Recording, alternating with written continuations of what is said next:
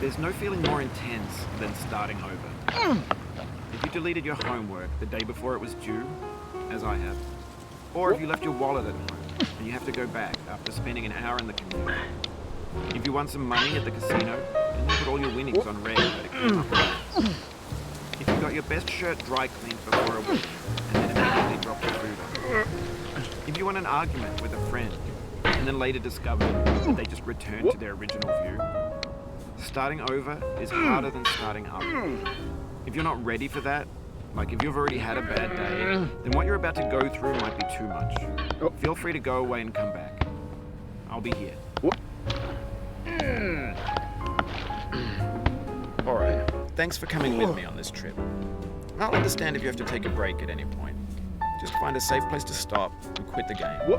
Don't worry, I'll save your progress, always, even your mistakes.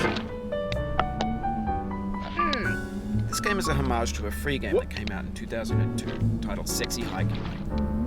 The author of that game was Jazzo, a mysterious Czech designer who was known at the time as the father of B games. And B games are rough assemblages of found objects. Designers slap them together very quickly and freely, and they're often too rough and unfriendly to gain much of a following. They're built more for the joy of building them than as polished products. In a certain way, Sexy Hiking is the perfect embodiment of a B game. It's built almost entirely out of found and recycled parts, and it's one of the most unusual and unfriendly games of its time. In it, your task is simply to drag yourself up a mountain with a hammer. And that act of climbing, in the digital world or in real life, has certain essential properties that give the game its flavor. No amount of forward progress is guaranteed. Some cliffs are too sheer or too slippery. And the player is constantly, unremittingly in danger of falling and losing everything.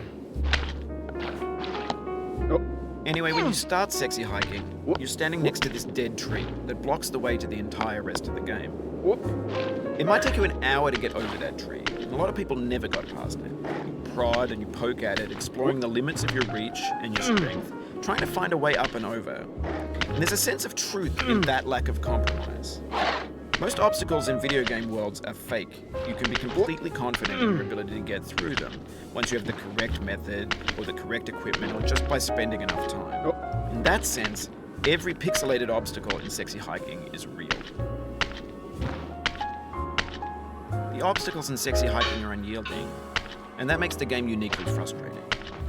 But I'm not sure Jazzo intended to make it frustrating. The frustration is just essential to the act of climbing, and it's authentic to the process of building a game about climbing.